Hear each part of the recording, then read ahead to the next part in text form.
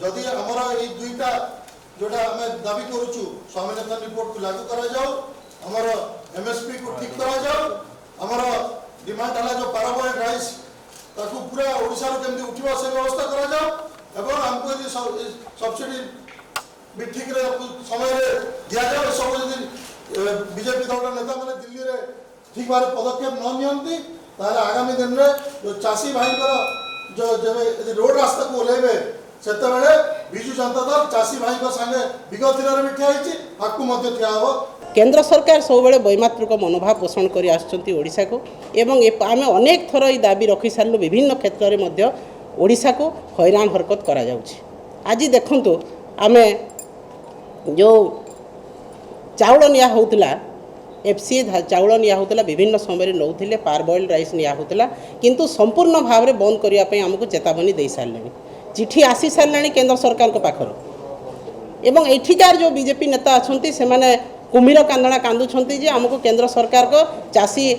मारण नीति नुह आम चाषी सांगे अच्छु चाषी लड़ुचु कौटा यहाँ चाषी सहित थिबा कथा आपण मैंने देखुंत जदि संपूर्ण भाव में एफसीआई चाउल न नेब केंद्र सरकार चाउल न नेबे ताहेले आम उपरे बोझ पड़ो एवं अल्टीमेटली कृषक मान बोझ पड़ो आम सब बेले धान किणी आसीचु केंद्र सरकार सहित एमओयू साइन होती ठीक समय से आमको धान प्रोक्योरमेंट करने पैसा देवे ठीक समय रे एफसीआई रु धान उठा चाउल उठा हेबो एवं कस्टम मिलिंग पई जो मिल गुड़ाक केंद्र सरकार धार्य करछंती रखिछंती सेही माने मध्य पार बॉइल्ड राइस ही प्रोक्योर करुछंती प्रोड्यूस करुछंती जदि सेही चाउल से निया न होबो ताहेले ओडिशा उपरे 10,000 कोटीर बोझ पड़िबो एवं एटा कृषक मानक उपरे पड़िबो। सरकार सब बेले चिंता करिसंती कृषक मानकर धान आमे ठीक समय रे किनिबा जहाँ केंद्र सरकार कर गाइडलाइन अछि से अनुसार किना जाउची एवं यही सबू समय मध्य केंद्र सरकार पुणी बोझ उपर नलिता बिड़ा दौरान आमको ठीक समय आमर जहाँ टंका देवा कथा धान किना जो सब्सिडी देवा कथा ता देना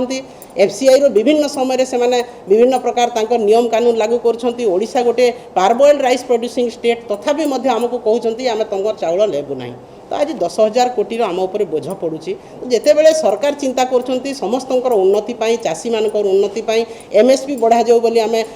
विधानसभा समस्त सब दल मत निर्विशेष रिजोल्यूशन कराला 2930 टका करा जाऊ एवं स्वामीनाथन कमिटी सुपारिश को लागू करा जाऊ अनेक थर विधानसभा आम लिखि सारे माननीय मुख्यमंत्री अध्यक्षतार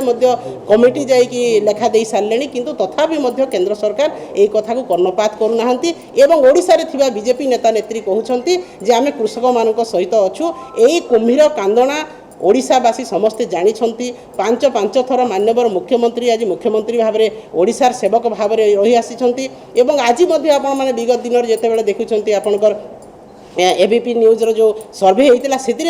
मुख्यमंत्री श्रेष्ठ मुख्यमंत्री भाव में अच्छा यही कथा को सेमानकु विचलित करुच्ची जेते विभ्रांतिकर तथ्य आम ओडिशा रे दौचु तथापि लोक मैंने ओडिशा माननीय मुख्यमंत्री किपरि भाव में एत भल पाउछंती सेही कथा तांकु विचलित करिछि भयभीत करिछि एवं सेमाने आज गोटे नुआ फंडा आरंभ करिसंती जे आम 21 तारिख कृषक माननकु नै आरडीसी ऑफिस घेराव करिवो कोन पई आपण माने घेराव करिवे आपण माने केते बेले कृषक सहित थिले आज अछंती ना विगत दिन रे आपण माने थिले सब बेले आपण माने कृषक मानकु किपरि मारिबे सेही चिंता करिसंती केंद्र सरकार करछंती ओडिशा रे बीजेपी नेता नेत्री सेही कथा करछंती जदि आपण मानकर एते दरद चासी प्रति जदि आपण मानकु चासी मानकु एते आपण माने भल पाउछंती एते आपण मानकर दरद रहिछि हृदय भितरे ताहेले तुरंत जाई पार्टी करन जो बड़ पार्टी एठी करछंती सेही बड़ पार्टी जाई केंद्र सरकार पाखरे करंतु हमर सब्सिडी पैसा 20-21 जो खरीफ रे आमे ऑलरेडी 35 लाख मेट्रिक टन आम प्रोक्योर कर सारे एवं प्रोक्योरमेंट सीजन में चली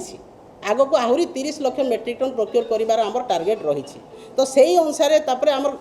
रबी में आम 17 लाख मेट्रिक टन जो गत थर आम करूँ प्रोक्योर से 17 लाख मेट्रिक टन खरीफ रबी में भी आमर होबार अच्छी तो टोटाली कि आम 22 लाख मेट्रिक टन धान प्रोक्योर हो यही वर्ष 20-21 तो से जदि चाउल कराब ताहले 55 लाख मेट्रिक टन चाउल हम एवं आम 24 लाख मेट्रिक टन कंज्यूम करुचु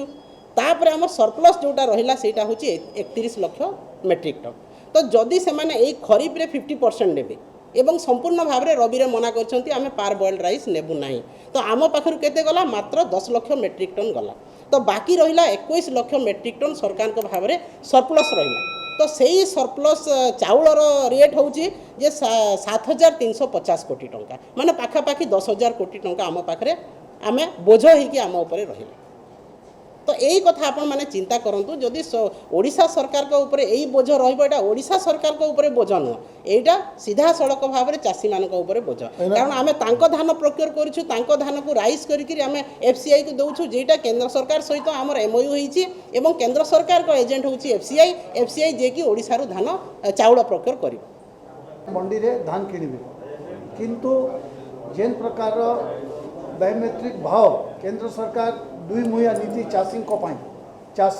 भल पाई गोटे आईन कानून करवाई ढिंडोरा पिटुछन और इने ओडिशा रे आपण देखंतु जेन हिसाब चाषी को मारवा जेन नीति करिछन जहाँ आम खाली कथार कहू रे आपणकर फिगर हिसाब रो आपण देखंतु ई वर्ष आम 35 lakh metric ton already procure कर पारि सारछु तांकर जहाँ सब्सिडी आकार रे धान किणवा पाई 65,000 कोटी टंका ऑलरेडी आम पेड कर सारछु सेटा जहाँ कि देवार कथा केंद्र सरकार को आज पर्यंत देउना कहीं देउना जदि चाषी दर्द रही तो 65,000 कोटी टंका आमर मांग रही इमिडिएटली ओडिशा सरकार को भरना कहीं आमर जेन लिमिट थिला सिविल सप्लाई कॉर्पोरेशन सेटा धान किणवार प्राय प्राय सरी आसी तो तांकर भी दायित्व रही चाषी को द्वारा चाषी को आम केनता धान तो जेन आम किणुचु ताकू सपोर्ट करवार कथा तापर जेन से माने एमओयू साइन करूछन कि भाई आपनकर जेटे परबल राइस हेबा ते आम किणी नेबा कि आम उठे नेबा अन्य राज्य जेने डिमांड अच्छे सेने आम पठेबा सेने भी से माने सहयोग करूना द्वितीय ई वर्ष आपनकर जहाँ आमर एमएलए और मैडम जहाँ कहले ई वर्ष 55 लाख मेट्रिक टन चावल आमर प्रोक्योर हेबा पाखापाखि अनुमान करा जाउची सेने 24 लाख आमर निजर कंजम्पशन बाकीटा तांकर दायित्व अच्छे जेबे गोटे एमओयू साइन है तारू कहीं से माने पचगुचा होती से बाकीटा 31 लाख मेट्रिक टन चावल से को तांकर अन्य राज्य को पठे करी ओडिशा को सपोर्ट करबार कथा ई कथा करूना उल्टा से माने चाषी को आज जेन मंडी रे जाकरी छोटिया केते लो सस्ता राजनीति करूछन चाषी मान को लेकर सिविल सप्लाई ऑफिस को बंद करूछन कि आपनकर कलेक्टरेट घेराव करूछन अरे पहला तुम्हें जेन 65,000 कोटी टंका चाषी को देबार अच्छे जहाँ कि मेन सपोर्ट अच्छे धान किणवा से तो देउना तार पाई से दिल्ली रे थे तांकर नेता मान को जणाऊना इन्हें सस्ता राजनीति करने जेन प्रकार बीजेपी रो नेता माने आम निंदा करूँ और से निवेदन करूँ कि यदि वास्तविक रूप से आपण मानकर चाषी दर्द अच्छे तो आपण माने आगे आसंतो और जहाँ ओडिशा सिविल सप्लाई कॉर्पोरेशन 65,000 कोटी टंका जहाँ बाकी रही जहाँ सब्सिडी आकार रे देबार कथा सेटा